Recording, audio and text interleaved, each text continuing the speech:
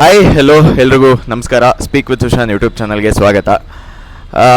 Big Boss ಆದಮೇಲೆ ಹಲವಾರು ಜನ ಹಲವಾರು ಎಕ್ಸ್ಪೆರಿಮೆಂಟ್ಸ್ಗಳನ್ನು ಮಾಡ್ತಾ ಹೋಗ್ತಾರೆ. ಅದೇ ರೀತಿ ನಮ್ಮ ದೀಪಿಕಾ ದಾಸ್ ಅವರು ಒಂದು ಪಾರ್ವತಿ ಅನ್ನುವಂಥ ಸಿನಿಮಾ ಮಾಡಿದ್ದಾರೆ. ಸೊ ಅವ್ರ ತಾಯಿ ನಮ್ಮ ಜೊತೆ ಇದ್ದಾರೆ, ಬನ್ನಿ ಮಾತಾಡ್ಸೋಣ.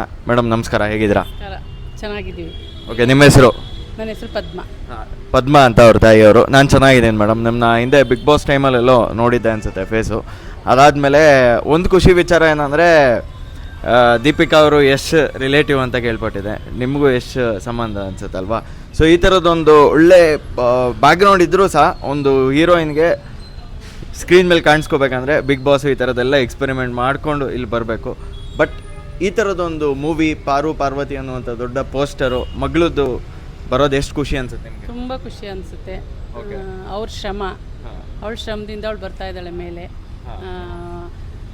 ಬರಲಿ, ನಾವು ಅವಳಿಗೆ ಯಾವಾಗಲೂ ಬ್ಯಾಕ್ ಸಪೋರ್ಟ್ ಆಗಿರ್ತೀವಿ. ಓಕೆ, ಈಗ ನಿಮ್ಮ ಮಗಳನ್ನ ನಾವು ಬಿಗ್ ಬಾಸಲ್ಲಿ ನೋಡಿದಾಗ ಒಂಥರ ಲವ್ವಿ ಡವ್ವಿ ಕ್ಯಾರೆಕ್ಟ್ರು, ಒಂಥರ ಸ್ಕ್ರೀನ್ಗೆ ಅಟ್ರಾಕ್ಷನ್ ಇರುವಂಥ ಕ್ಯಾರೆಕ್ಟ್ರು ಆ ಥರ ಊಹಿಸಿದ್ವಿ. ಬಟ್ ಈ ಸಿನಿಮಾದ ಜಾನರೇ ಒಂಥರ ಫುಲ್ ಡಿಫ್ರೆಂಟಾಗಿ ಒಂದು ಈಗ ಒಂಥರ ನನಗೆ ಚಾರ್ಲಿಯಲ್ಲಿ ಎಂಡಲ್ಲಿ ರಕ್ಷಿತ್ ಶೆಟ್ಟರು ಒಂದು ರೈಡ್ ಹೋಗ್ತಾರಲ್ಲ ಆ ಥರದ ಫೀಲ್ ಬಂತು ನಾನು ಎಂಡಿಂಗ್ ಒಂದು ಸ್ವಲ್ಪ ನೋಡಿದಾಗ. ಸೊ ಈ ಥರದ ಸಬ್ಜೆಕ್ಟ್ ಆರಿಸ್ಕೋಬೇಕು ಅಂತ ಅವ್ರಿಗೆ ಹೆಂಗೆ ಅನಿಸ್ತು ಅಂತ? ಮೊದಲು ನನಗೆ ಫೋನ್ ಬಂದಿದ್ದು. ಅವರು ಡೈರೆಕ್ಟ್ರು ಬಂದು ನನಗೆ ಕಾಲ್ ಮಾಡಿದ್ರು, ಹಿಂಗೆ ನಿಮ್ಮ ಮಗಳನ್ನ ಮೂವಿ ಮಾಡೋಣ ಅಂತ ಇದ್ದೀವಿ, ಏನು ಮಾಡೋದು ಅಂತ ಕೇಳಿದ್ರು. ಅದಕ್ಕೆ ನಾನು ಹೇಳಿದೆ ಅವಳನ್ನು ಫಸ್ಟ್ ಮಾತಾಡಿ ಕೇಳಿ ಆಮೇಲೆ ನಾನು ಹೇಳ್ತೀನಿ ಅಂದ್ಬಿಟ್ಟು ಆಮೇಲೆ ಅವಳಿಗೆ ಹೇಳಿದೆ ಈ ಥರ. ಅವಳಿಗೆ ನಂಬರ್ ಕೊಟ್ಟೆ, ಅವರು ಡೈರೆಕ್ಟ್ರು ಮಾತಾಡಿಕೊಂಡ್ರು. ಅವಳಿಗೆ ಸಬ್ಜೆಕ್ಟ್ ಓಕೆ ಆಯಿತು, ಒಪ್ಕೊಂಡು. ಓಕೆ, ಈಗಿನ ಜಮಾನದಲ್ಲಿ ಫಿಮೇಲ್ ಓರಿಯೆಂಟೆಡ್ ಸಿನಿಮಾ ಅಥವಾ ಹೆಣ್ಮಕ್ಳದ್ದು ಹೈಲೈಟ್ ಆಗುವಂಥ ಸಿನಿಮಾ ಅಂದರೆ ಬಂಡವಾಳ ಹಾಕೋರೆ ತುಂಬ ಕಷ್ಟ.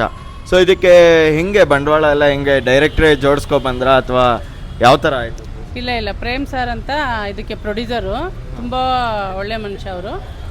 ನಮ್ಮನ್ನು ಕರೆದು ಮೀಟ್ ಮಾಡಿ ಪಾಪ ಅವರು ತುಂಬ ಖುಷಿಯಾಗಿಯೇ ಇದಕ್ಕೆ ದೀಪಿಕಾನೇ ಬೇಕು ಅಂತ ಆರಿಸ್ಕೊಂಡು ಪ್ರೊಡ್ಯೂಸ್ ಮಾಡಿದ್ದಾರೆ. ಅವರಿಗೆ ಪಾಪ ತುಂಬ ಒಳ್ಳೇದಾಗಲಿ ಅಂತ ಕೇಳ್ಕೊತೀನಿ.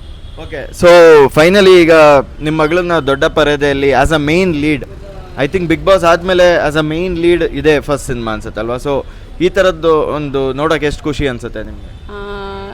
ದೊಡ್ಡ ಪರದೆ ಫಸ್ಟ್ ಮೂವಿ ಇದೇನೇ ಅವಳದು. ಚಿಕ್ಕ ಪುಟ್ಟದ್ದು ಮಾಡಿದ್ಲು, ಆ ಥರ ಎಲ್ಲ ಏನು ಹೆಸರು ಆಗಿರಲಿಲ್ಲ.